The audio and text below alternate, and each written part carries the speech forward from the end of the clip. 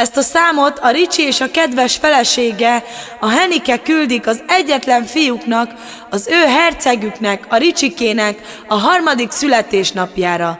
És azt kívánják a Jóistentől, hogy legyen hosszú és szép élete, éljen 100 évig, és továbbá a nagypapája, a Jónás Imi, és a nagymamája, a Klári, és a Zsani is kívánnak neki erőt, egészséget, és nagyon boldog születésnapot. Legyetek szerencsések! Zöld erdőbe, de magas, zöld erdőbe, de magas a juharfa. A Ricsike seje hagy, a lovával ő az belovagolja.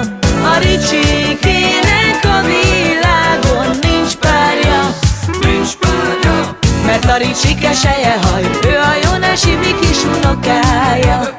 A Ricsikének a világon nincs párja, nincs párja, mert a Ricsike seje haj, ő a Jónás Imi kis unokája.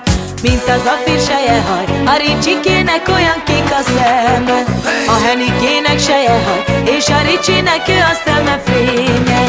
Ma lett 3 éves a kis Pujáró, 3 éves seje haj, 3 éves seje haj a kis csávó.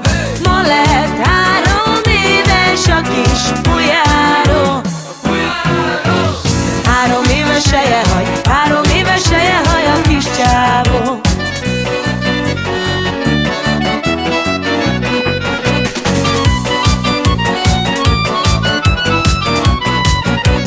Ma lett 3 éves a kis Pujáró,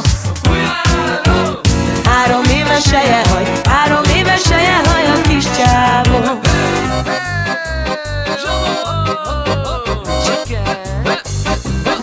Ricsike tu sana marosabo, la besame que tu mindig bactalo. Mujango santailason, andiluma de santu pinjardo.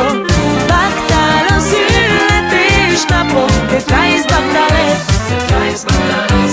O Ricsike te marolán, baro miam kere andiluma.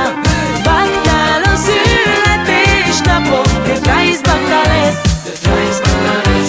O Ricsike te marolán.